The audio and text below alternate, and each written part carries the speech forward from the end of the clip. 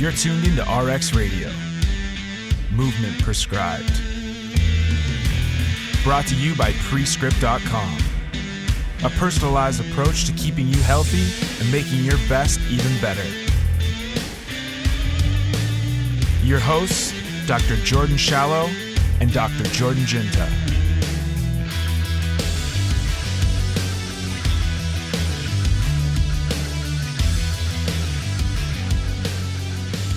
What's going on, guys? Welcome back to another episode of RX Radio. Now, we've done this thing. I'm like, I have no idea what I'm doing. Let's start there. First and foremost, when it comes to podcasting, I've been making this shit up with Genta and Killian for the better part of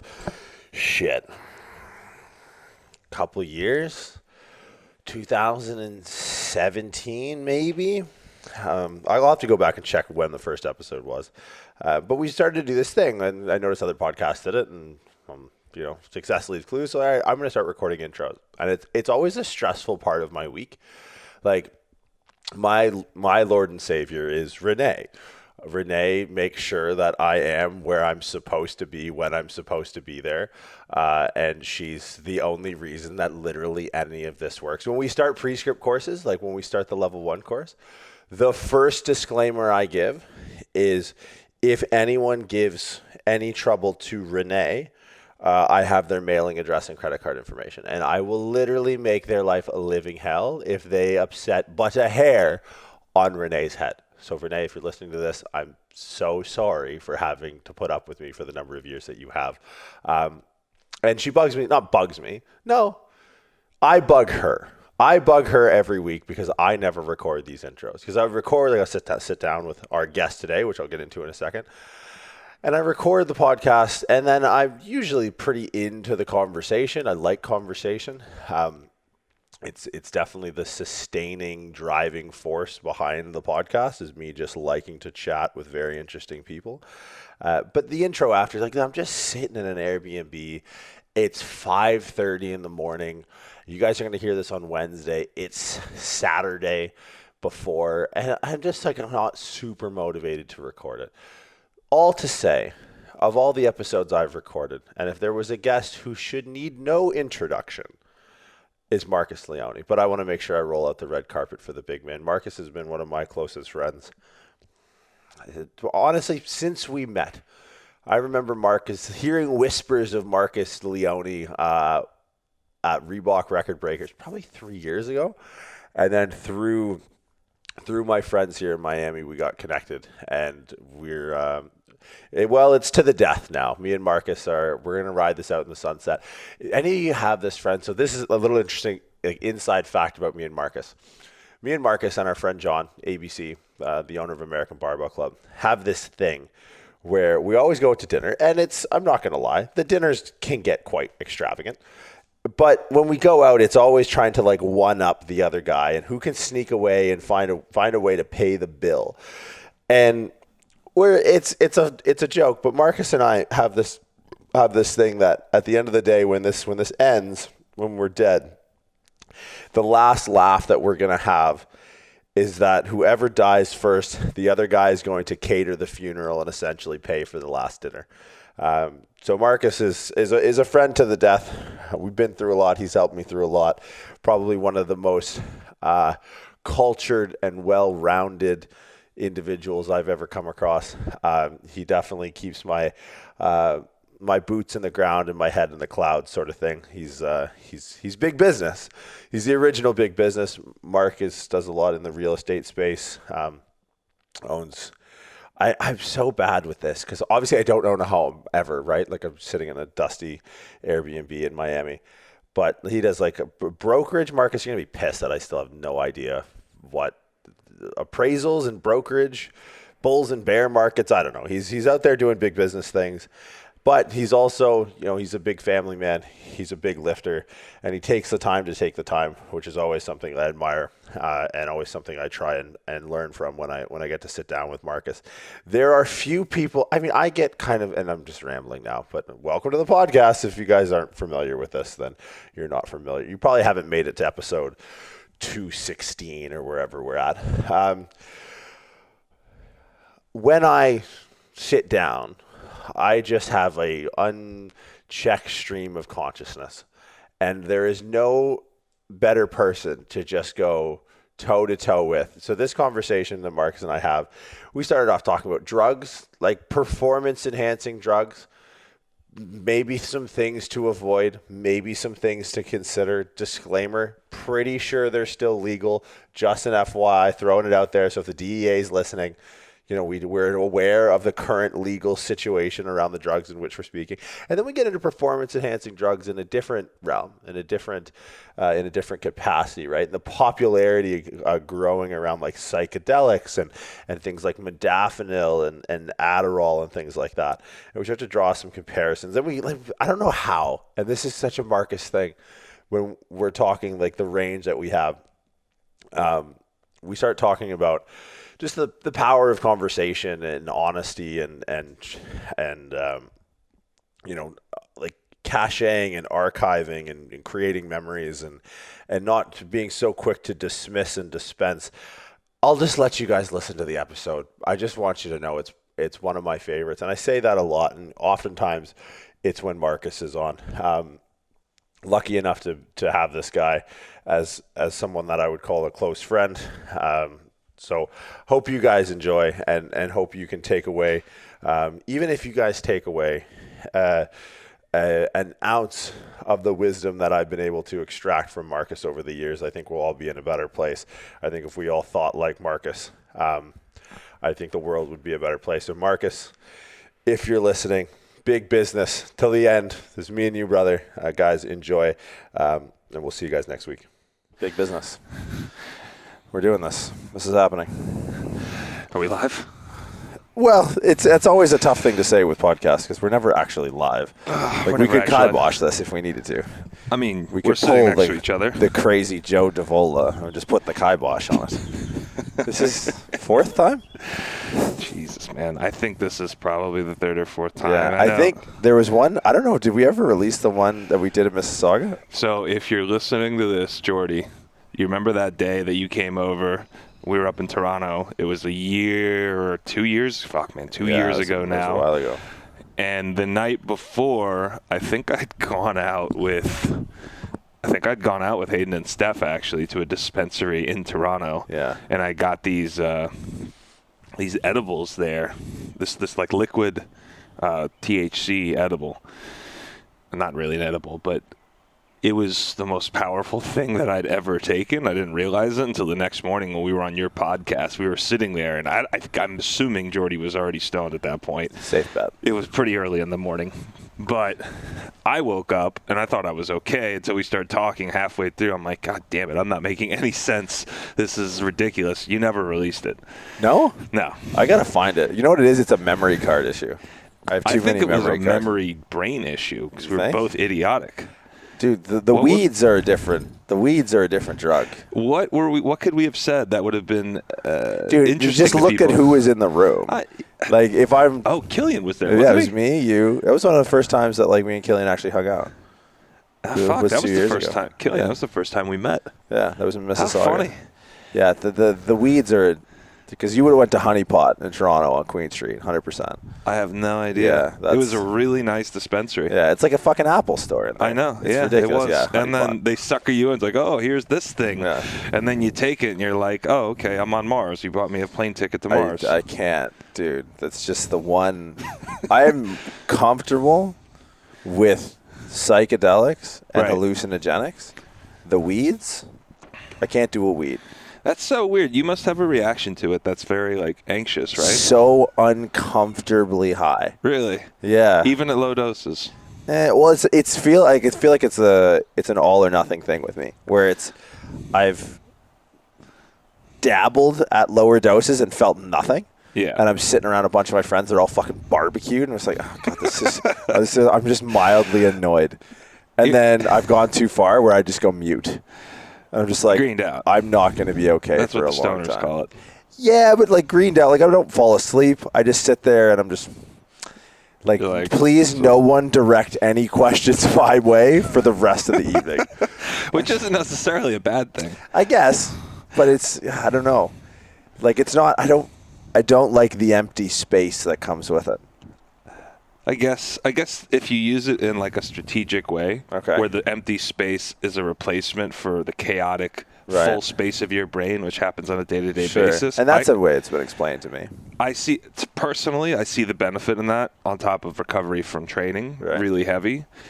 I think some people just have a fucking bad reaction to it. It's like you just can't force it. And the problem with talking about weed is there's all these people out there that all they want to do is talk about the benefits of marijuana and how it should be this and how you should do that. And it's like your physiology might just say, nah, Jordan doesn't like this. I mean, maybe you just haven't done it properly. Who knows? It's kind of like a ridiculous thing to even argue about. Like, you like it, you don't like it, just fucking move on with your life. I'd much rather mushrooms at 6 a.m. than weed at 9 p.m. Yeah, fair. I think that's a pretty fair substitute. I mean, it's just up to you, you know? Like, if you're the type of person that can handle it, you function well on it, whatever the substance is. Like, I don't think smoking weed in the middle of the day is necessarily a good idea, nor a productive idea, but part of the routine, maybe, you know? Just if you can manage it, you know? Yeah, and that's the thing. Like, it's not habitual or anything like that. It doesn't have to be. Yeah. It doesn't have to be, nor does it have to be like this taboo thing. Well, I find the weird thing with, like, especially it's like with, like, you know, popular people in the podcast space normalizing it, right? Like, look at the turnaround on like legal marijuana, like how long that took between it being introduced as potentially an idea and it being passed across, I think, Washington and Colorado were like two of the first states, to how quickly like psilocybin mushrooms, and in Oregon, like everything is just at the state level fair game. I think it's decriminalized. So, you know, if they catch you with it, they're not going to arrest you anymore. Right. So, yeah, I think the trend in the United States is really interesting, man. I think that it's going to be a really big business opportunity for people. Like, I know people from my hometown, one guy in particular who's actually a billionaire now because of the marijuana business he started, like, at the inception of Florida's medical marijuana industry. So the medical marijuana business in Florida, at least, is very lax. Yeah. Like, I literally walked into a doctor and I was like, hey, how are you? And he's like, hey, have you used marijuana before? And I'm like, yes. And he's like, great, here you go. Here's the link to go get it legally now. And, like, there wasn't even, like, a reasoning behind it. I was just like, okay, hey, I'm going to go get this. Like, yeah, I like smoking weed. Like, let's do this legally. So to me, it's like, at some point, legalization is the obvious next step. There's got to be somebody with bright enough eyes to think that this medical racket is just a racket. It's the state, at the very least, collecting an extra $150 and a doctor collecting $150. Like, there isn't much medicine behind that procedure, at least here, at least the experience I had. Now, maybe that's different for other people. Yeah, I've seen that, and I don't see why they wouldn't take that opportunity to capitalize, right? But it's tax revenue. It's like you're literally taking it in instead of expending it on bullshit police and prison. Right, but it's just like in Canada, because we privatize health, or we make public health care. Like, it's easier for the government, I think, to step in and make interventions around taxing things like that. Because, like, look, man, we're paying for this on the back end. We're going to pay us on the front end. That's why cigarettes are so expensive in Canada, right? Because cigarettes are expensive. It's like we're going to tax you twice because you're going to be a burden on the system. It's like the cigarette price in Canada and the alcohol price in Canada, to me, is the government trying to create, like, a collective subsidy of those people that might abuse those substances and put them inevitably in a position to have to lean on and tax the healthcare system. Yeah, definitely, man. Like, but is that same logic? Could you apply that to marijuana, mushrooms? I don't know. I don't know about LSD. I don't know enough about it, but I think you could in Canada, but I think it'll be difficult in the States. But there is no negative externalities for those people down the line if they use marijuana or mushrooms, right? Yeah, dude, you could be looking at a whole different burden on the system, right? Cigarettes, you're looking at emphysema, but it's like, you know, like I took mushrooms for the first time at, I don't know, 28. I'm confident, and like, it just made the disinteresting things in my life more interesting. And I don't want to romanticize it, because I think a lot of people romanticize the spiritual benefits of it. Yeah. And like being introspective, but I actually think that's something that, just like any drug, like we all know kids that came out the gate hot, like Winnie Tren banger cycle, like 180 first cycle. Right. Listening to a 19-year-old kid talk about their planned Tren cycle, I'm like, I'm gonna put you in a fucking headlock, Munchkin. Yeah. But In the same way, like, we sit here and we laugh and we go, okay, like, obviously that's not a sustainable model. That's not a good way to be introduced to these things. It'll get you strong, don't get me wrong, but the second you're done, that goes away. I feel like there's a lack of responsibility because podcasting is, I think, this podcast and me and Genta and you are now a co-host with how many times you've been on here. Do you get a punch card? Do I get a punch card? It's like the Schwitz. Yeah, it's like 15 visits. All right, here, I'm gonna plug the Schwitz for everybody coming to Miami. If you come to the city, there's a place where you can sauna. It's probably the most culturally diverse and interesting place in the city. You will never. I swear, we went last night, probably for the fifth time since he got here. Easy. It was the most interesting experience being in there, just the type of people you meet, the interactions that we saw just within the first 30 seconds of getting in there. It is just incredible. The Russian-Turkish bathhouse on Miami Beach. Dude. All my Miami homies, you might catch us there. It's perfect. That is, if you're going to find me anywhere, it's going to be either the gym or it's going to be a Turkish bathhouse. Yeah, or in your cave. Yes. Which is fair. But, so to my point, it's like we know that kid who's going to bang Tren and Winnie, and like that guy's not going to be training in 5 years, right? Like he's just not. That's not a sustainable move. I find with like the popularity and the seemingly virtuous narrative that gets spun up around some of these drugs, like whether it's peyote or DMT or whatever the fuck, and we've had experience, me and you, with a guy who like just went full send into the chakra deep end and source, baby. Right, found source. He found Tron first, and then he found source. Well, there was a year in between. Yeah, but I think it's just like with with performance enhancing drugs. It's like you're probably fanning a low spiritual moral flame if you're first your first inception into like maybe trying to improve your relationships, improve your mindset is assisted with drugs. Can we talk about this? Yeah, of course. Talk about it. I didn't know this was fair game. Yeah, this is something that like of this world of sports performance and the powerlifting world that I'm associated with and like loosely, one foot in. I think that's the conversation that everybody's missing. Now, some bigger people in the industry, they can't really talk about it for image's sake, which I understand. But I think that there has to be somewhere where you have this discussion. Sure. Because the amount of people that I talked to over my weightlifting career over the past 5 years is really astounding, the lack of education on this stuff and the amount of disinformation on this stuff. And even the advice I was given out the gate, like taking my body weight and saying, hey, you should get 500, 700, 500 of this and take 100 of this toward the end. And I'm like, okay, and I was just starting out. So, of course, the second cocktail du jour was a test Tren combo when I was like 2 years in. And then I did that like twice and I realized, hey, you probably shouldn't do that if you want to have like a normal functioning, stable life outside of powerlifting.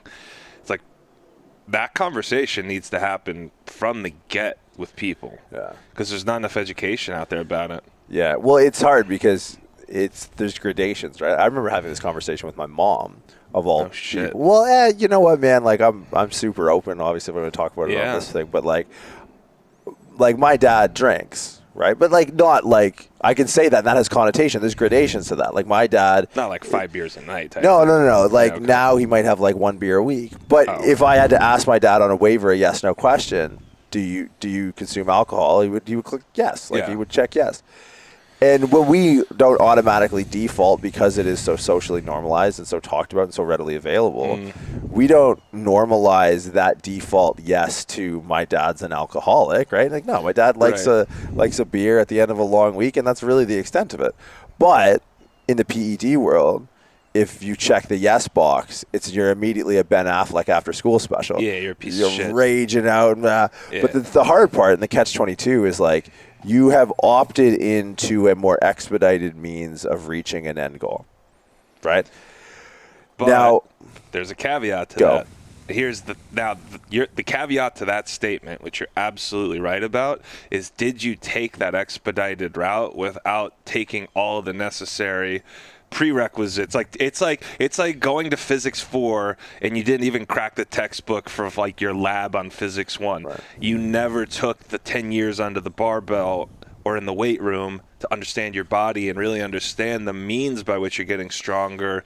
And I know you guys talk about intent a lot in a lot of your courses. I know Killian talks about the intention behind a lot of what you do and a lot of what you guys teach. And to me, it's like, is your intention actually to understand your body in the gym and understand your progress and the metrics by which you can measure yourself? Or is your intention to shove a cc of bullshit into your arm at 9 a.m. and think that that's the shortcut to your success? You know, it comes at a certain time and place. So my coach is Sebastian Orab, and one of the things that I've always loved that he teaches is you have to earn the right to put the weight on the bar, right? And I guess you could apply that in some strange way to this conversation. It's like, if that's a personal decision you're going to make, number one, be educated. But number two, you have to earn the right to do it. Because if you're just some 18-year-old kid who fantasizes and fetishizes like Instagram videos and clout and wants to lift as heavy as possible, and I'm sure you could probably rattle off 30 names before I even finish this sentence, it's like, did you deserve that? And it's like, in today's culture, I don't know if there is much of like a accolade for earning something anymore, you know? Like, everybody feels like they're almost, they deserve shit without earning it. Right, entitlement, right? So, I don't know. It's something I've seen. It's very concerning to me. I don't know about you. Well, I think the hard part is that conversation divides between, okay, like, have you put your reps in, right? Have you maxed out something that looks like it could be a glass ceiling of, like, genetic potential, intellectual programming, like proper periodization, rest period recovery, everything outside of the realm of PEDs.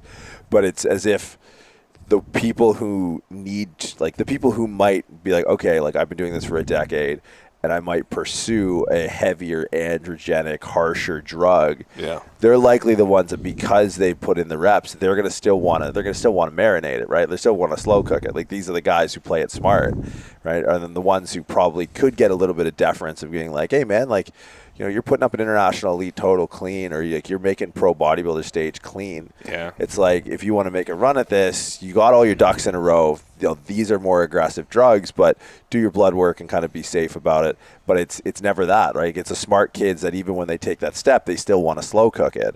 And it's the kids that are 17 and 18 that those are the guys coming hot out of the gate, because it's like, you know, they haven't put the reps in. They haven't earned the right to put the weight on the bar, put the drugs in the barrel, sort of thing. Yeah. Right? And they're the ones that are getting caught up in these drugs. And it's like, to the research coming out, especially like Tren is such an easy one to pick on, because it's just such a vile substance. It's like, it literally is. So here's what I always tell people. I remember, this is one of the funniest conversations I've ever had in my life. I was at a gym in New York.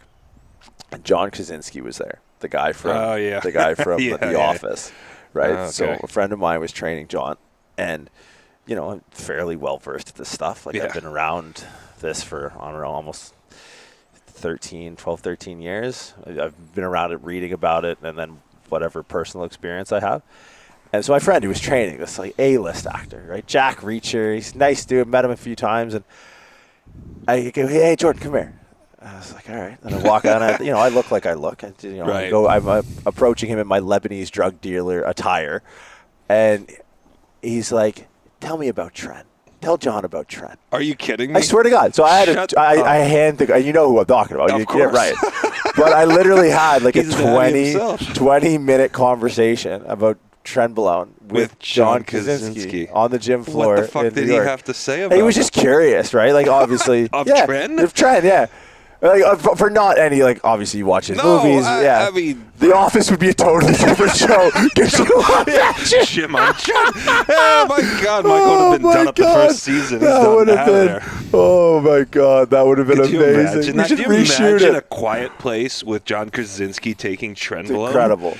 He would have fucking screamed at his wife first scene. But one of the things that I tell him is, like, and everyone kind of knows the basics around, like, aromatization and drugs, right? So, like, you know, if you take a testosterone or testosterone derivative, it's an anti-estrogen. And a lot of people, and especially the young kids that get tripped up in, like, going the really hyper-aggressive route out of the gate, they think they know a little bit. And then it's like, once you start talking about, like, 19 NOR groups and, you know, 15 alpha reduced and all this, and it's like, you've lost them out of the gate. But what I told John was like, okay, this is what you need to know about this drug.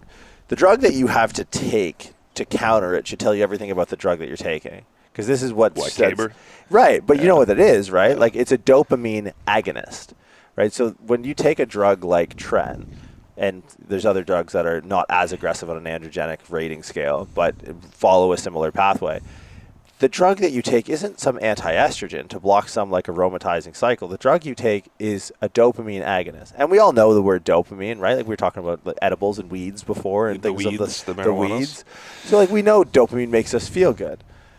So you're going to take a drug that in order to take it with any modicum of success or health, and I'm going to air quote the shit out of health, the assistant ancillary health with an F, the ancillary drug you have to take is something that just makes you feel good because the drug itself makes you feel so bad. See, I thought Caber was a prolactin suppressor. Right, but it's a dopamine agonist. No shit. Yeah. It does both. Yeah.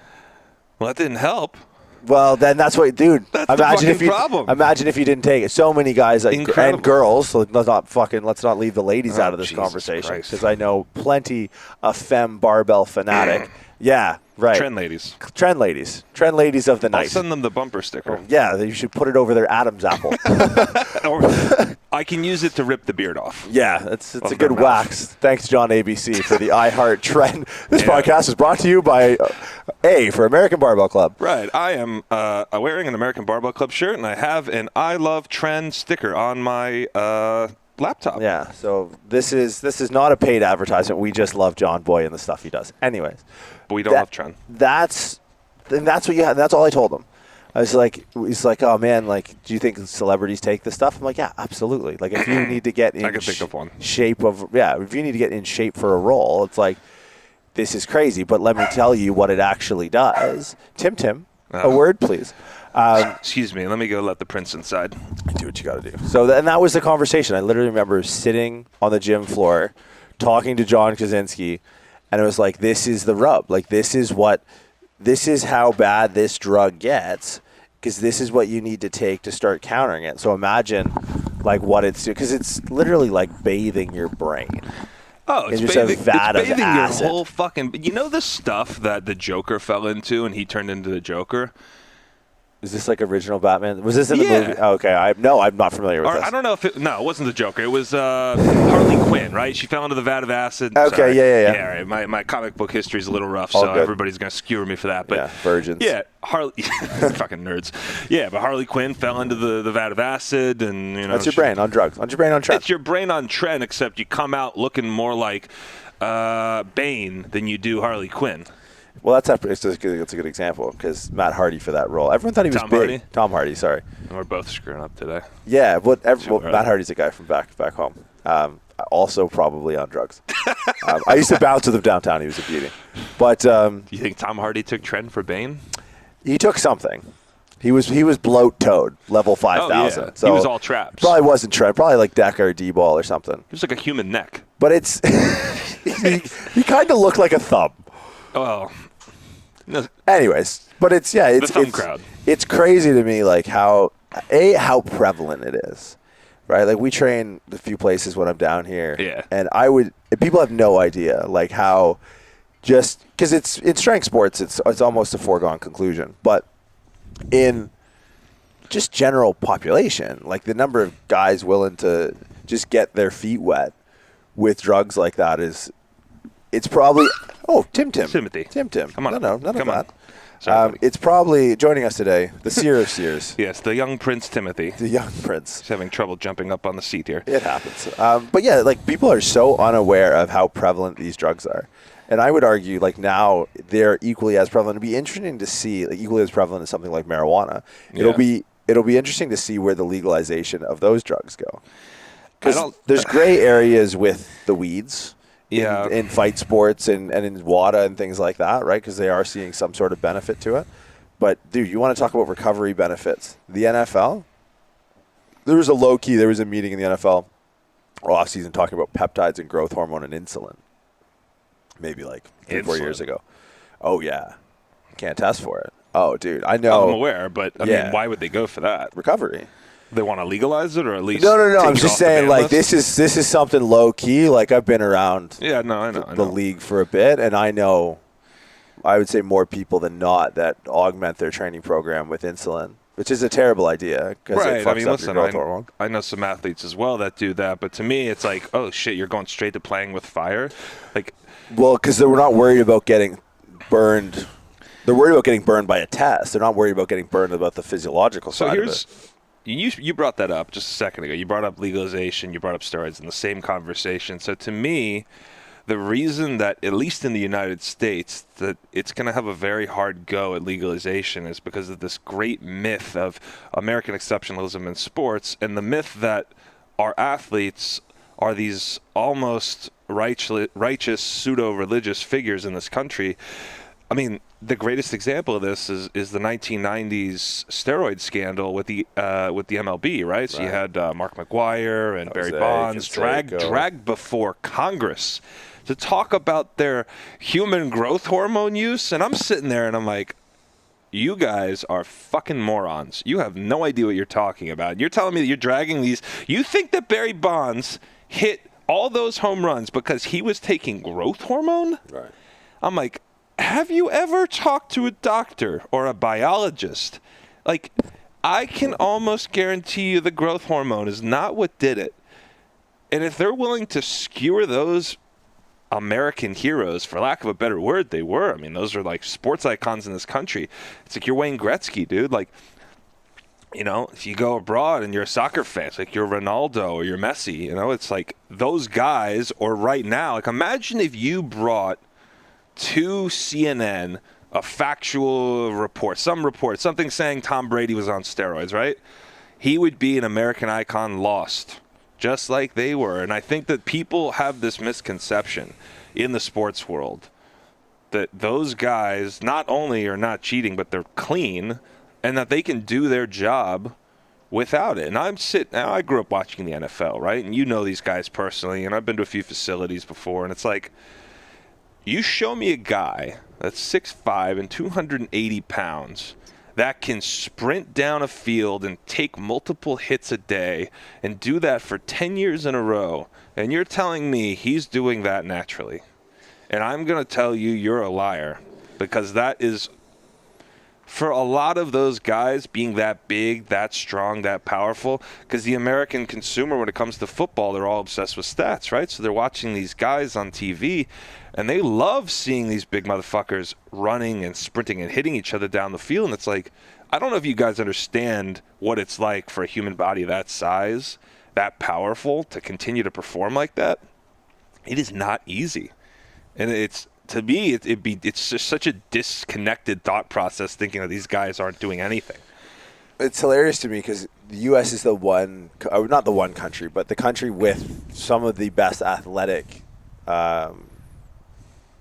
commodities, the best athletes in the world. And they're so quick internally because of this. I always think of Reverend Lovejoy from The Simpsons.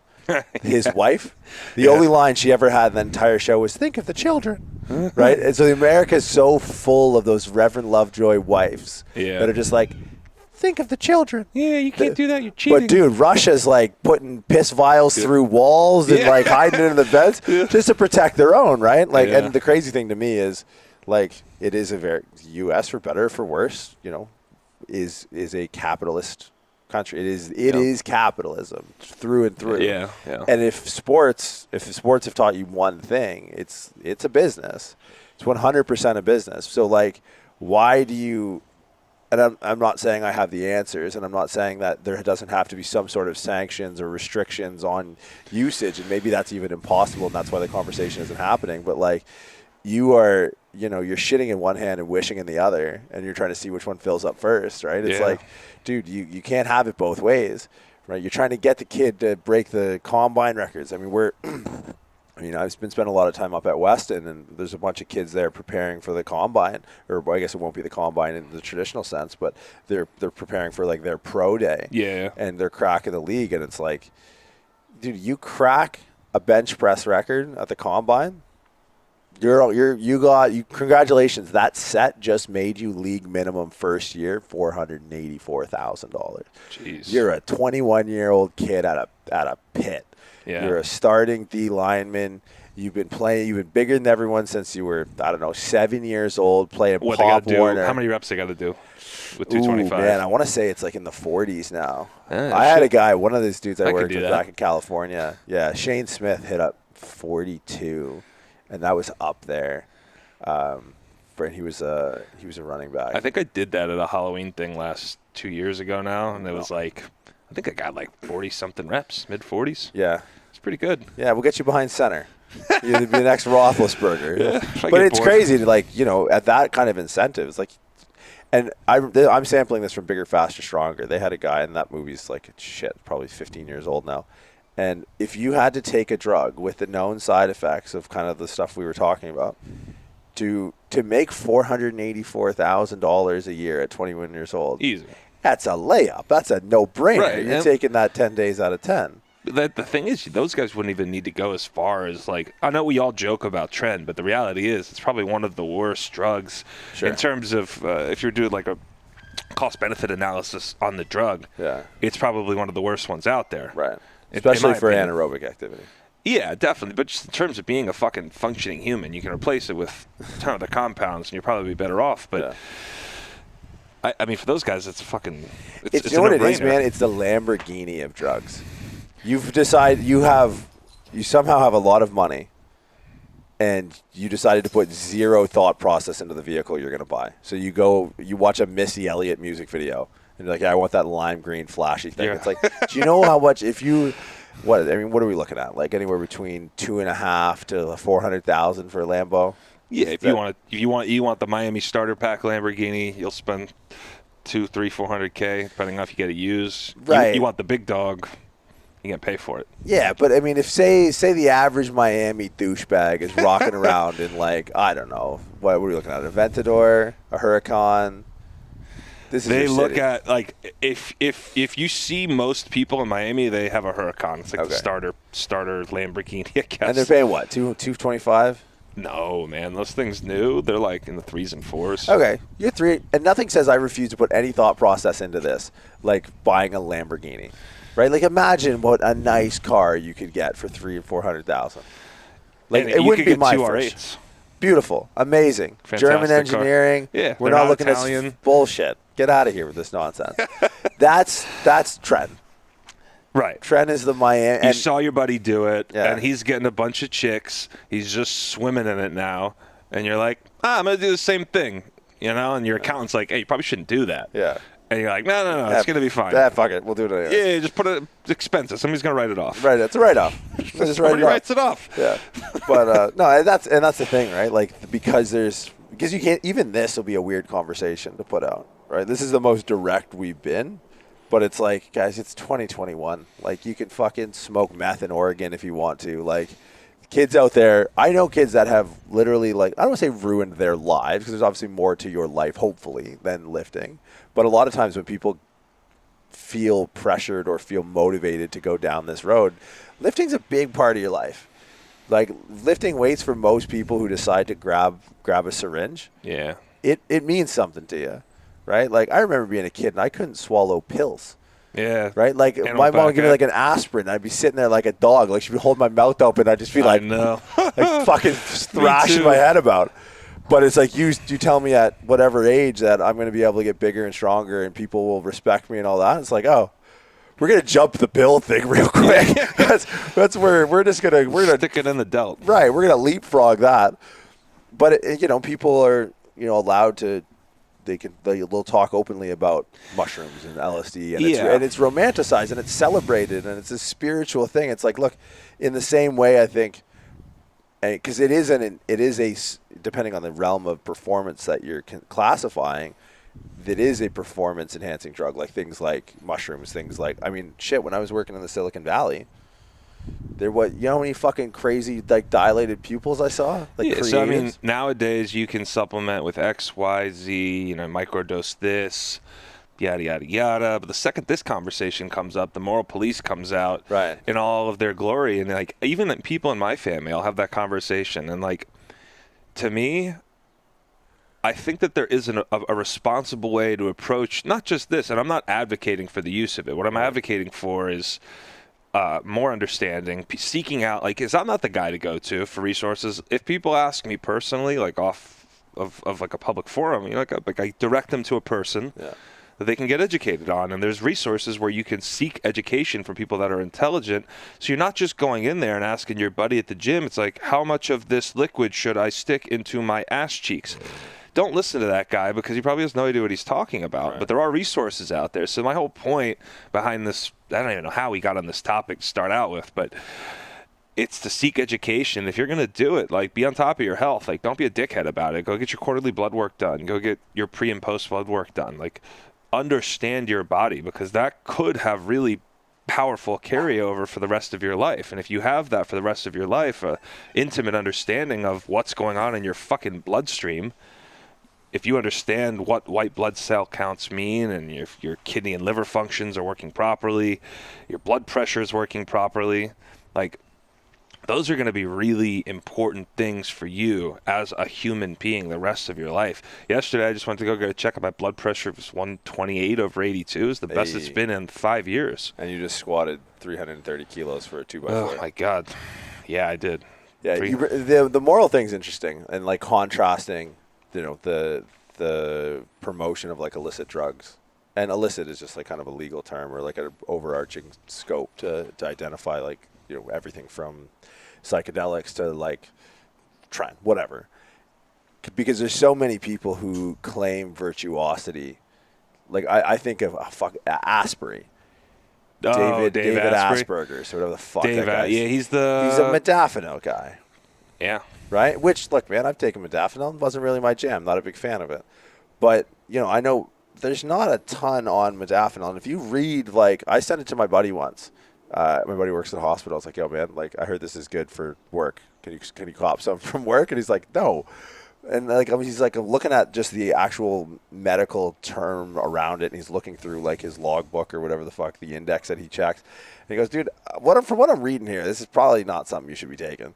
Right? But people, like, they hear it on Asperger's podcast, and he's sitting there in his fucking... Oh, I take it sometimes. Yeah, and I've taken it before. Yeah. But it's like I'm saying, I took that drug with less trepidation than I've taken other drugs. Yeah. Because I've heard it so frequently and just discussed of all its benefits on, you know, through these figures that we just put on a pedestal, right? Like Asperger's podcast, like fucking, I mean, sorry, I can't help it, dude. The guy is one. He's too nuts. He's one modafinil pill away from being fucking Patches O'Houlihan from Dodgeball, just drinking his own urine because it's sterile and he likes the taste. I thought that Dave Asprey was big on MCT oils and keto. Well, he's big on it because he's big on selling it. Yeah, that's his shtick. Yeah, right? but that's the funny thing is, it's really hard to have the conversation around the cognitive benefits of your bullshit butter coffee when you're also just ripping modafinil to the dome. It's like, what's doing it? Trust me. Let me tell you from personal experience, and I'm sure you know too, if you're taking modafinil and you somehow claim that you have cognitive benefits from some other thing you've done that day, then my friend, you are so far fucking off base. Yeah. You did not know what helped you at that point. The modafinil's ripping your brain up to cloud 9 for fucking 9 hours out of that day unless you take a tiny dose. Yeah. Like, you're not going to know if the butter coffee woke you up, bro. Right. That'd be the same with, like, I had a PR. I think it's my protein powder. And you're looking at the barrel of, like, 3 mils. Did you take beast mode before you walked in? Right, yeah, exactly. Oh, but, nothing. Yeah, for sure. It was definitely the pre-workout that you took. It's like when you see – God, I'm going to sound so fucking cynical, so I'm sorry to all the fitness people out there. But when you see the guy advertising the protein powder or the pre-workout, and it's like they have – 3.5% body fat, and it's part of their, like, post, and I'm like, or like The Rock, right? The Rock's up there shirtless, like God's given potential presidential candidate. We didn't even touch on this guy. He should be the walking fucking billboard for Tren and the amazing benefits of having a body built by Tren. He should have the bumper sticker on his car. John, if you know him, he lives in South Florida. Send the man a bumper sticker. Well, it's crazy to me that it's weird how the moral divide gets cast, right? Yeah, like, why is he off the hook? Why is he off the hook? Because he bought his mom an Escalade and eats a bunch of cookies for his cheat meals? Like, how do you think he's able to eat 10 pizzas? Yeah, it's like he probably... Oh, because he's on the elliptical in his garage at 4 a.m.? Are you fucking ridiculous? Outside of the picture, every time I see it, I just imagine a fully loaded Slim Pin. Yeah. And he's just like... I am going to eat all of these pancakes. And it's like, yeah, dude, but you're also going to wake up tomorrow with 2.5% body fat and shoot a movie for like 16 hours. Like, I think something got lost in the picture. Yeah, it's so disingenuous in the way it's portrayed. And it just seems like once, like Brady, for example, like once people have cast you in a certain light, like you can just get away with shit. You could shoot a man on Fifth Ave and get away with it. Right. Donnie T. Right. Dude. Brady dropped the N-bomb. Who? Brady. What? Dropped the N-bomb. When? Was it like Al Reed? Do you not remember that? No. Have you not seen that clip? Did it just get whitewashed? He was just like, yeah, it's Brady. It's fine. Hard R? Dude, no, with an A. Oh. I love how that's a difference. I mean... It is a difference. It is a difference. Yeah, I didn't know this. I haven't seen it, but when I was up at HOA the other day, I was talking to one of the coaches up there, Troy, and Troy was like, yeah, dude, like Brady dropped. And like no one seemed to care. I mean, okay, so like, hear me out on this. As somebody who grew up in the South, I know there's a big difference, right?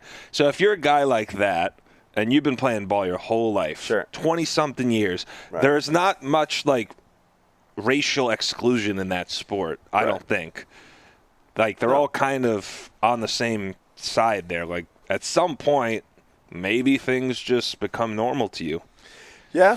Then the American public, however, they're going to be outraged over whatever you do, so it doesn't matter. But that's a weird thing. Like, what is it that allows someone... Like, I think it's weird because we could loop this into, like, deeper conversations that we've had. Like, you kind of talked about sports figures being godly.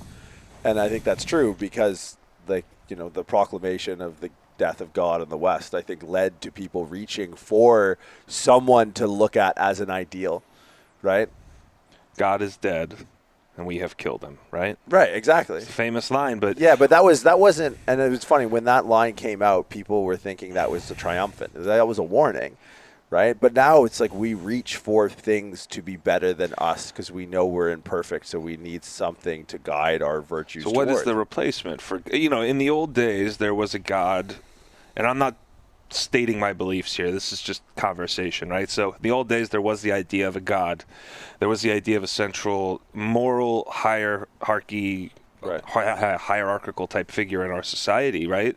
And we looked up to them. And now across the world and throughout lots of history, actually, you'll see that there is not just a God of gods. There is a God of men as well. Like, we're talking about men like Caesar in certain countries. You know, you could go look at the leaders of the Soviet Union with personality cults around them. China, Cuba, South America, United States just recently, I think, went through one of the most prolific periods of cult of personality and political figures that I've ever seen in my entire life.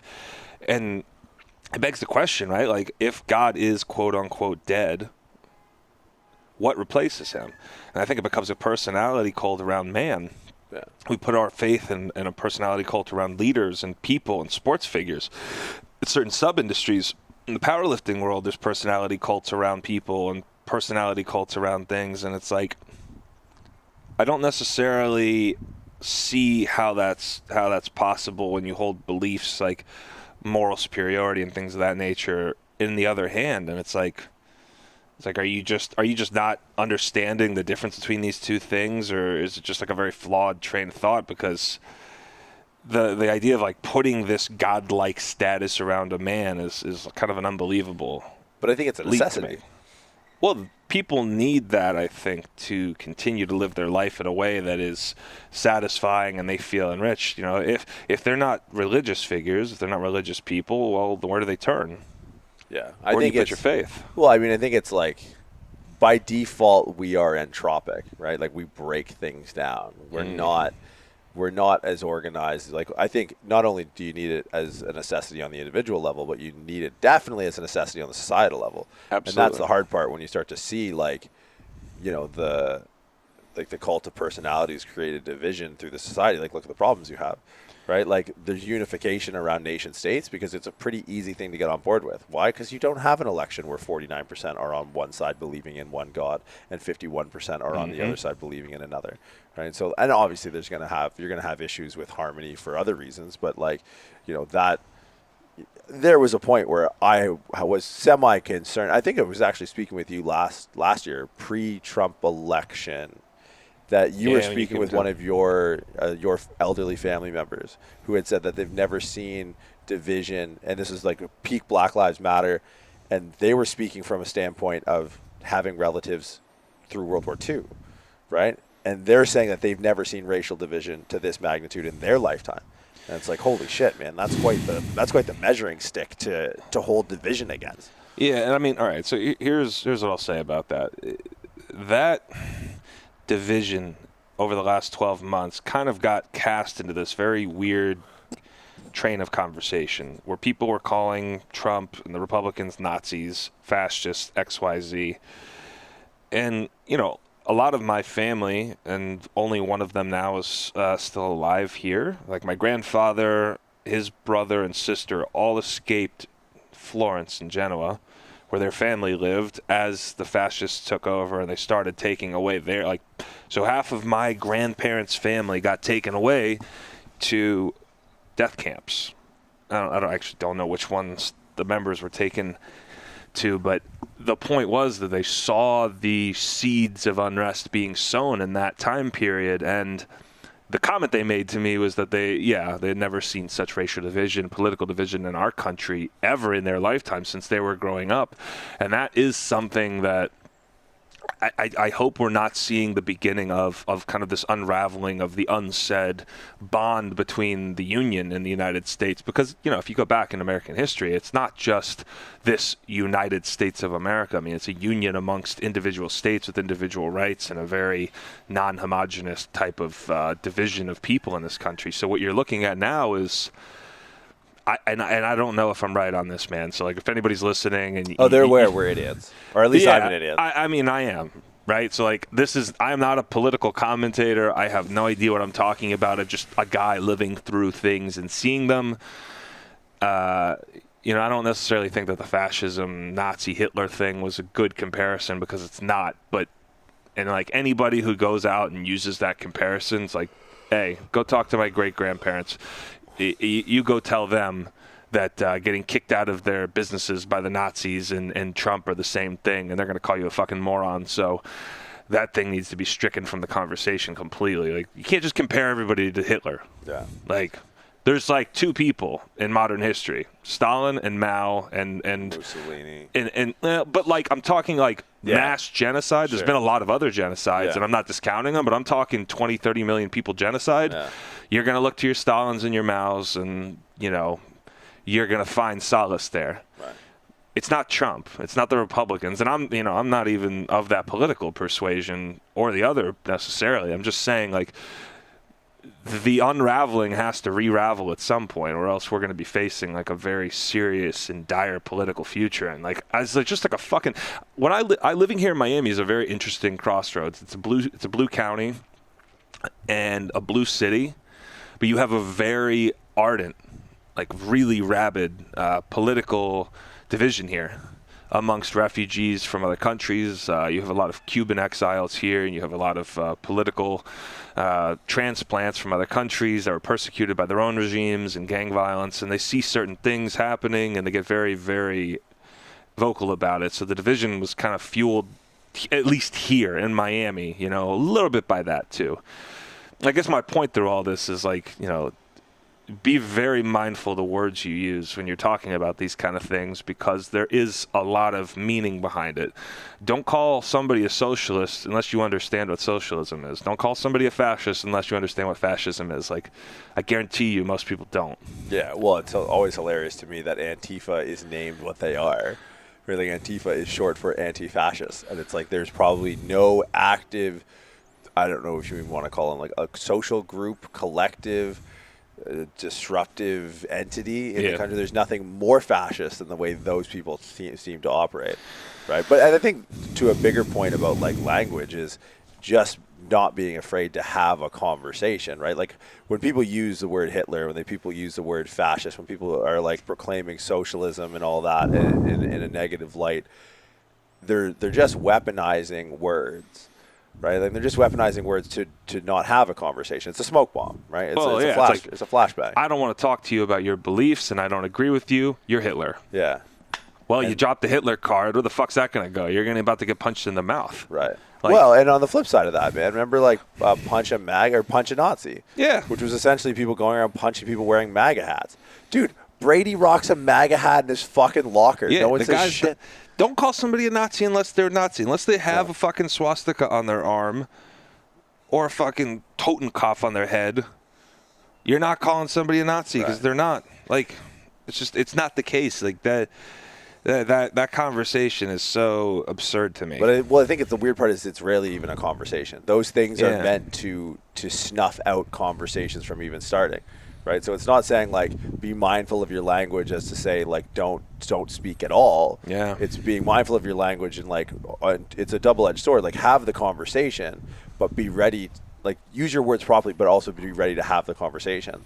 Like if you're not left to say anything, if you can't use the word Nazi, then you probably shouldn't be speaking about it. So if you can make a coherent thought without using these totalities, these smoke bombs, these flashbangs, that just allow you to run away from the conversation, then have the conversation. So that brings me to another thought then. That's going to be a whole other topic we could dive into real quick. But so we live in the world of the internet, right? We live in the world of cell phones too. We live in the world of text messaging and DMs. Like, what's your thought on like the lost art of sitting down and having a conversation with somebody face to face and what that means for relationships? Yeah, I think it's something you got to actively fight against. It's something you actively have to put into your schedule. I think it's to talk to somebody. I think so. Or just sit down and be like, well, hey, dude, I want to talk to you. The powers at be are fighting against that as an institution because that's not, you can't necessarily monetize it. Case in point, and I've been wanting to talk about this for a bit. Yeah, let's go. Instagram now has vanish mode. Yeah, it's where you send dick pics, right? But dude, like Instagram's bad enough as it is. For someone like in a relationship, Instagram's a conversation. It's no longer a social platform. It's a utility, similar to like what a phone or a printing press would be. Sure. Right? It no longer belongs to Zuckerberg. It does, but it shouldn't. Right? And that's a whole censorship and all that's another issue. But like, and this is where the death of God comes back, because there's clearly no overriding moral compass to the collective that comes up with this idea that this conversation could totally, because it's completely antithetical to what we're talking about. You're talking about this vanish mode. Vanish mode, yeah. Because what I love about podcasts, like, you know, we would sit here and have this conversation regardless if this is being recorded. Sure. Like, fuck, we're going to release a book called Tale of the Schwitz, and it's basically just going to be a documented conversation of the deep convos me and you have had in the 300-degree sauna.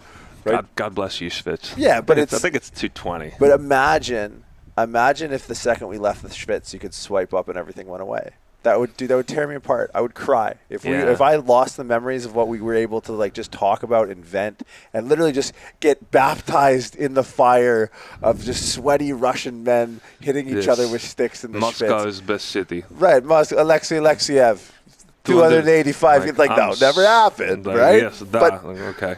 But in that changing room, it didn't matter. Right. It's right? Just like, but like imagine that was like you were just able to do. I was talking to a friend of ours about this the other day, like in how, you know, blocking and deleting and the lack of permanence. Right? I understand that we're not permanent, and I live my life as if this whole thing's just a rental anyways, and I'm going to drive until the fucking wheels fall off. But there are some things that I think we should cherish in permanence, right? Like there are things we shouldn't forget. We shouldn't forget about things like the Holocaust. We shouldn't forget about the magnitude of saying words like that. We shouldn't forget about conversations we've had. We shouldn't be prompted to by the powers that be to just be able to. I always think of. Are you a Harry Potter fan? Enough. You've seen them. Yeah, I mean, listen, I read every book and as a kid, watched every movie, yeah. Right, so there's that one scene where in order to protect her family, Hermione has to like delete the memory of herself from her parents, and she's sitting in the room and behind them, and without saying anything, she just says a little whatever abracadabra, and all the pictures on the wall, Hermione just sort of melts away. And it's just the parents left. And it's like, I feel like people can do that now, or people are attempting to do that, or we're being prompted to do that. And it's like there's no permanence, that you can block and delete someone and they just failed, they never existed. And it's like we're being uploaded this malware to allow us to be able to do that. And it makes me sad. Like, it makes me sad to think that, you know, sure, a short memory can be beneficial in hard times, but like, you want to remember the good times. And I feel like everything's so fleeting now because, you know, everything is behind closed doors. It's Snapchat, it's automatic delete, it's all this. And it's like, oh man. And that bleeds into the way I think people live their lives, that it's just everything is fleeting and everything is replaceable. And it's like there has to be some permanence in our little time here. There's a quote from a very interesting modern day philosopher named Slavoj Žižek. Yeah. You know, dude, oh, which one is it? Go. Well, the time I read it, he was talking about marriage. Okay. And he said he believes in the institute. He believes in marriage. He's married because he wants to believe in the idea of the indefinite. And I'm paraphrasing here, but the quote is essentially saying, like, he wants to believe in the idea of the infinite. Right. He wants to believe in that somehow our fucking existence on this earth, which is by all accounts meaningless, has some potential reverberations in the infinite, right? And I don't really know what that means to you as the listener or what that means to the individual, but as a person believing that in and of themselves, I've found in my life at least that having the difficult conversations are the ones that I walk away from and I feel more alive afterward. I've had a few of them recently, and it's, you live your life every day having conversations with people, and you live your life every day having interactions with people, and there's a lot of, listen, you know me, like, I'm not the most fucking magnanimous, outgoing, like, social butterfly type of guy, you know, but talking to a guy who's got a sauna in the garage. I have a flag in front of my sauna that has somebody giving me 2 middle fingers. That's like hilarious. As if to remind me of that. But my point is that these conversations that are difficult and challenging and uncomfortable are the ones that mean the most. And I guess the whole reason that we brought this up in my head, I want to talk about what social media has, I guess, as an implication toward that. I mean, if that's kind of like degrading the conversation on a human-to-human level, because like all my close friends, like, it doesn't matter with them, because that's kind of the relationship I've cultivated. I'll sit down and have that conversation, any difficult conversation with somebody, like I look forward to it in a way, not to conflict, but just to, like, I want to be able to look somebody in the face. What the fuck can you do over text message? Yeah. You can't do anything. Well, because it's still, if you don't know Slavoj Žižek, he said a few interesting things. One of my favorite quotes about him is actually about the Bible, but maybe we'll get into that later. But I think when you have conversations face to face, especially difficult ones, I think they're so meaningful because they exact change, and you know that you set in motion something that wasn't going to happen without your involvement, and that means you've existed in that space, right? For you to observe something and do nothing and say nothing, right? Like, one of my favorite quotes is, "If you have a truth to speak, then silence is a lie." Yeah, because I said that. If you say it, you send into orbit a change, and now forever, I'm a big believer of the butterfly effect, like crazy shit that's happened to me just as I just float around and run into shit, just like a single meme in a brain and some sort of Dawkins meme theory, and the next thing you know, you collide with the right person at the right time, and there's so many things that led to that it's like, I just think when you're trying to organize your thoughts, and you're trying to figure out what are the conversations worth having, what is a waste of your time, and what is making change. And change is difficult, right? Like, I always think of the King Arthur story. So the King Arthur story is, and this is the best part, I think, about like having a conversation like this, about like a meta conversation about conversation on the whole, is the King Arthur story. Everyone goes into the forest in a different place, right? But everyone to them is going into the forest at what they think to be the darkest part of the forest. Mm-hmm. And there's no empirical right answer to that. It's whatever's dark. Like, there's conversations that you have that are difficult for you that for someone else might not be difficult to have. And that's great. But it's like, if you can confront those things and make a change in yourself for someone else, it's as if then you existed. Then your impact is permanent.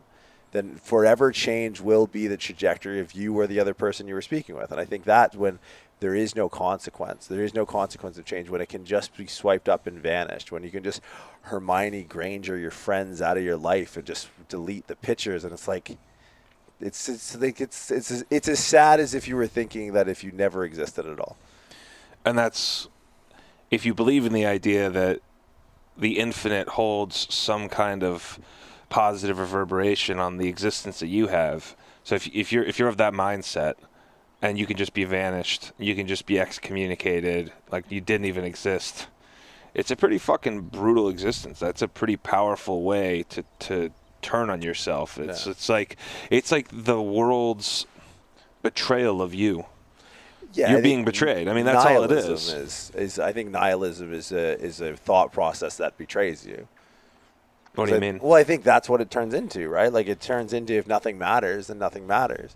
But there's two ways in which you can punctuate that sentence, like, nothing matters, or dude, nothing matters, right? Like, I think there's a way to there's a framing of it where that definitive truth can allow you to operate in a way as things can be indefinite. So let's bounce back from the pit of nihilism that this is, right? Because I think that there is a silver lining to that conversation that I've discovered personally, is that while yes, like, life is kind of, there is a healthy dose of like objective nihilism that comes with existence, right? Now, you can debate that if you're a religious person or not, and I'm not here to say one side is wrong, one side's right, but if you look at the grand scheme of this cosmic existence that we've somehow fucking found ourselves in, to me, the one thing that saves you from truly going down the pit of nihilism and truly believing in that mode of thinking is that there is a big caveat to existence, and that to me is the greatest impact and the greatest reverberation to the infinite is our impact on our fellow human. If you can reach one person and you change their life, you've altered the course of human history. It's not a fantasy. It's true. It's just, if you can have some effect on one person or two people, or if you have a big voice, 1,000 people, you might have changed their lives indefinitely. You know, love them or hate them, lots of people have that kind of impact on others. And I mean, it might not be in the way you even intend. And I think it's more people, like, because these voices they're presented in a way that may not be earned, right? Like with social media platforms, like, I think people need to adopt a responsibility around the message they have if they know someone's listening. Are you saying to be more... To think that if you have a voice, and now anyone can have a platform, really, but it's like if you have a voice, then you have a responsibility, or you should have a responsibility. To what? To people who listen to you. I know, but my question is not like to who. My question is to what, and I guess to what means, like, do people, in your opinion, with a platform and a voice, need to be more authentic, more vulnerable, more of any of these things, or is there something else? It's a big question, right? Like, and I'm not expecting an honest... Well, I like the vulnerability. So it's funny, when you said Slavoj Žižek, I thought one of the quotes you were going to bring up was, you've read the Bible? Familiar paraphrase, right? I'm familiar with the first half. half. Old Testament stuff is like, and again, I'm going to paraphrase because he's way smarter than me. Yeah. But he said so like Christ was human because even he questioned the existence of God, right? Like, why hast thou forsaken me, right? When he was hanging on the cross. So even he had a moment of weakness. I was talking to someone about this the other day, that one of my closest friends went through like a really bad drug addiction. And the guy I was talking with asked me, like, was that difficult? Like, was that difficult for you because you I was like idolized, he was like a big brother to me. And my answer by default, I actually thought of this. He asked you if it was difficult for you? He asked me if it was difficult for me because this was someone that I looked up to as a child. He's still like one of my closest friends.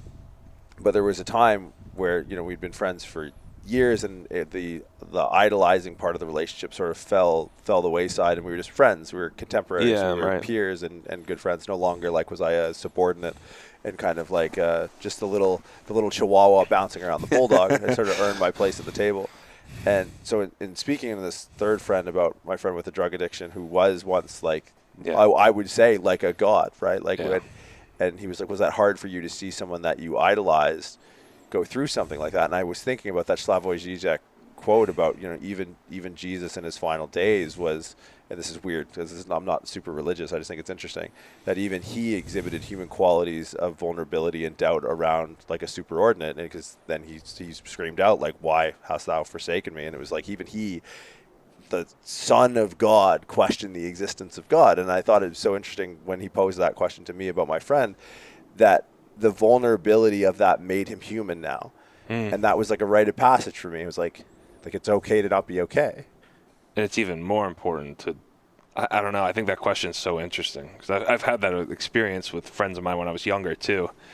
It's a very powerful question because, I mean, that's so funny that he would even ask.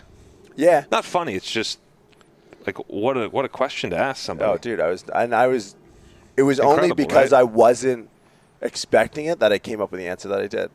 Because it was literally like, it was almost like an ink blot test. Yeah. Like a Rorschach ink blot test where what do you see? Quick. And it was just like, that was the first thing that popped in my head. That like for the first time, it was like the God King bleeds. Yeah. Right? Like, and that, I think that was one of the interesting parts about, like, again, I'm not super religious, but why are we still talking about this story however many thousands of years down the road?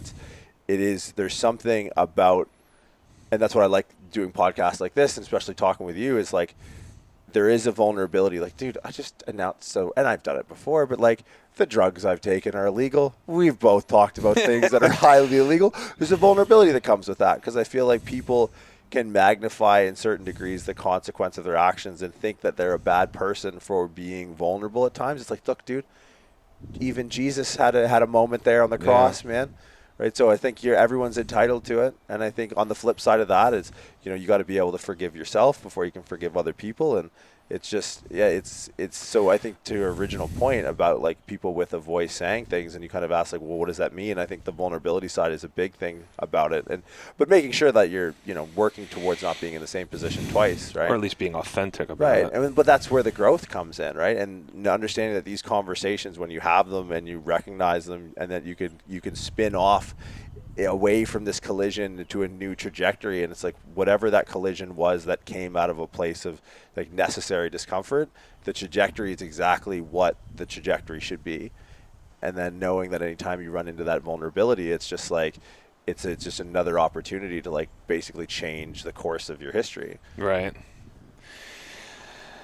I think it's a very fucking powerful crossroads to face in your life. And not only to face in your life, but to focus on as a human being and to improve upon. Because like the amount of people that I wish in my life that would have been more honest and like real with me, more vulnerable with me, and I think that would have positively impacted relationships over my whole existence. Like, it's only the moments where I see those people be honest and vulnerable that I really feel like a connection to them long term. Because if you just see the facade constantly, to me, it's just like talking to some stranger on the street. Yeah. It's like, I that's great. Like, I know 5 things about you, but none of them are important. Right. And to me, it's like, I'm not the type of person that measures my relative happiness by the quantity of relationships that I have. You know, like, I am a firm believer in the idea that the most impactful way to live your life is through human experience amongst one another. It's not necessarily like financially motivated or anything like that. It's just, to me, having impact on another person is the only lasting kind of like gift you can give to this world, because it's the only thing that matters. Because, you know, when you're dead, you're dead. You know, maybe your religious persuasion, you know, you'll think a bit differently about death, but to me, death is final. Right? Like, how you lived your life authentically before that day, to me, is a pretty powerful conversation to have, because the conversation should be like a question mark. Yeah. Am I? And that's always the interesting thing. And it's, when we think about religions, it's often like sort of the big 3, right? Like Judaism, Christianity, and Islam. Yeah. But for me, there's always when I really think about how I operate, like, you reflect on conversations like this, and you look at like Buddhist doctrine, and you read that, and you go, because there's no afterlife, right? Because one of the things that you get when you start to read about Taoism and things like that is that eternity is now, and I think that's something that probably on a weekly basis I'll just be driving somewhere, and like that's something that like always resonates with me, because you're not crediting the account. So you get up and whoever the fuck is St. Peter's sitting there taking inventory. It's like, you said some shit. It's like, nah, man, it's like eternity is now. And that brings such an indefinite outcome to like the finite that we have here, right? So it's like if we're having this conversation, it's like, this is it. This is the only thing that exists. Forever, the eternity is right now. Then it's like, okay, then this means something. Right, but if it's like, we're just crediting the account, we're just trying to get our punch card to the final spitz in the sky. Fuck. You know what? That's something I'm working toward. Yeah? If we've got a pretty good run here, but the schwitz in the sky. If that's eternity, I'll subscribe to that religion. Yeah. Dude, I have a membership to that place. I don't even live here. It's just, I don't know. I guess the takeaway is like be present, be aware, like be aware of like the words that you say, the words that you don't say. Like Killian has this great quote, and I've brought this up in the last couple of podcasts I've recorded, that inaction is a verb. Right, you have to actively not take action. Right, and that is a choice, and you're choosing to not exist when you do things like that, or not do things, right? Like to not have an impact is to not have ever existed, right? Like I think about a grocery store parking lot. Like if I put a cart away, that's not the ultimate litmus test of a person. Well, it's just, for me, I think we're lucky with like the people that listen to this podcast for sure, and at least the ones that have reached out through social media. I'm lucky enough to be raised by my parents who gave me enough awareness to be able to recognize problems, and I'm lucky enough to have, ability of mind and body to be able to solve them. Mm-hmm. Sometimes I don't fix problems because I want to. Oftentimes I don't fix problems because I want to. Oftentimes I fix problems because I know there's no one else that will. Sure. Right? So it's like, I think if we can take that responsibility and understand, like, circumstance has a negative connotation to it, but understand the outcome, understand the existence, understand that we are recording this in Jurassic Park in South Florida. The fuck was that? If you are a subscriber to my social media, you will know that was Richard the Peacock. Actually, I don't know. I've assigned every single peacock in my neighborhood the name Richard because my house is ground zero for a peacock infestation. And I know that you guys will probably think peacocks are nice, pretty. No. They're angry transvestite turkeys. You know what Nick Witzak called them? He's going fancy tropical turkeys. I think it was him. He said that on social media to me once. But anyways, I digress. That was Richard. So I think takeaways for this is like, if what you do matters, or if you think what you do matters, or if what you think doesn't, then you're both right. It's like Schrodinger's cat. Yeah, but I think that's why that is such a propagated theory of psychology, is because, it could be, I'll take it into your world. Isn't that kind of a Yoda thing? Do it or not, there is no try. Right. Sure. I'm trying to speak to you. I'm in your domicile here. I'm a big Star Wars fan. I think life has whatever meaning we assign to it. To me, it's a lot of it is about human-to-human experience. Like I don't measure success or happiness based on followers or metrics like that, or like I enjoy making money, I enjoy being successful. All those things do matter to me, but I think at the end of the day, it's not the money you have, it's the experiences that you've cultivated through other humans. Like, and you don't have to do it with a lot of people, but every dinner that I had with my great-grandmother that she took us out to, that she gathered a bunch of our family together, and it was a meaningful experience to me, not because we were at a nice restaurant, but because we were together. Yeah. And like, if that's coming from me, I'm not the most social butterfly in the whole world, like it's just, there is meaning in that kind of interaction and the effect you have on people, younger people, people the next generation, like how you are able to spread your voice and your truth to the next whatever wave of life that's coming behind us. It's very fucking important. Yeah, I think I think back about, like, I used to study Aboriginal history, and for a culture that didn't have a written word, for their ability for their stories and their religion and their myths to transcend time through word of mouth. It's like, dude, we're sitting here having a conversation that people are forgetting about something that happened in, like, the 1940s. Dude, it was 80 years ago. Yeah. Right. And you look at like Ipperwash, or you look at Oneida, you look at Western tribes in Northern Canada, and it's like they were able to preserve their culture and their way of being and their way of life for generations, hundreds of years, thousands, without ever breaking that telephone game, because they were able to do this. Now this is something that it's a luxury to sit. Well, it has to be memorialized in a digital medium, otherwise it won't exist. Yeah, and that's what I like about the podcast, is this will never exist in a vanish mode. No. Nor should it. I mean, here's the thing, like, the ability of us to edit the reality that we live in and project upon other people is a fucking plague. Yeah. Like, it really is. It's just, you are who you are. If you're an asshole, I hope to God that nobody on earth forgets you're an asshole, because you've put that in the world. That's you. You are that person.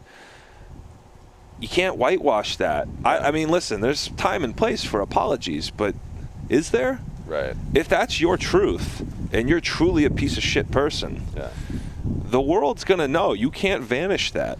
You can't talk your way out of it. And the world's going to recognize reality as it sits. It's like it's almost like talking about, laissez-faire, free market economics. It's like the market's going to correct itself. Free market sorts itself out. Yeah. It always does. And it's the same thing with human capital. Yeah. You are who you are, and if you just speak that out into the world in a DM and expect it to vanish, I guarantee you it won't. Yeah. I guarantee that if you are the type of person that is of the negative persuasion, you're not a good person. If you're constantly being an asshole to the world, however you want to imagine that and interpret it, I hope people don't forget. Yeah. Because it's not like a malice thing. It's just like, there has to be some fucking accountability for people. The thing that I find solace in is that eventually, if everyone else forgets, but you won't. Like, if you're that person, like, I'm not necessarily nice to people because how it makes them feel. I'm nice to people sometimes because how it makes me feel. Right? I'm nice to, and I'm not I wouldn't even say sometimes I'm not an asshole to people because of how it makes me feel. Like, there are times where I would love to just rip into someone, and it would be so good, but I know at the end of the day, and it might be a year, it might be 2 years down the road, it's not going to sit well with me. Like, I see this with kids I went to high school with, man. Like, they chose that instant gratification. They chose a lifestyle that, I just wasn't really much of, like, a partier or anything like that. Yeah. And I see people now that are reaping the consequence of it, and I feel like, as easy as it is to identify with people who, maybe in high school made some bad decisions and now they're reaping the consequence of it, it's harder but more prevalent with people who don't make the right moral decisions, because those people need to sit with those consequences for a much longer time. And it's a much more difficult recourse to straighten your moral compass than I think anything else. So I think when it comes to conversation, choosing to have them when they're difficult, understanding that there is a change that's meant to come out of positive intentions, that setting into orbit something that actually proves that you were even here, right? Put your hands down in the wet cement while you got a chance before this dries over on your existence and leave a mark, right? Like, one of my favorite... It's hard to say it's one of my favorite scenes, but like one of my favorite movies is Shawshank Redemption. Mm-hmm. And in the prison cells in Shawshank, it's obviously a movie, but the reason I like Shawshank so much is it actually reminds me of This Is a Man. By Primo Levi, right? And so everyone carves their names and this was here, right? And then one of the last scenes of the movie, the old dude that gets out and no longer has meaning in his life, and he hangs himself from the rafters. And he carves his name, said in the wood rafter with a pen, just carves. I'm forgetting his name, but he just carves like so and so was here, Like, to try and just do that with every conversation, like leave a fingerprint, leave some marking on someone else that just said that you even existed. Or just have the fucking conversation to start with. And that's the thing, and that's the footprint. That's the carving into the wall. That's all it takes. Put your hands down in the cement, right? Like, don't be afraid to just fucking, to leave your mark. And it's something as simple as having a conversation. I think that's the foundation and a pretty good way to finish up this conversation. All right, before me and Big Business start crying on the back porch. Yeah, I swear that's the nice part about the schwitz. I swear, they're just sweating in here, man. I'm just sweating. Marcus Leoni, Big Business. Thank you, brother. Appreciate you always, man. Have you back in Miami. It's been an absolute joy. Oh.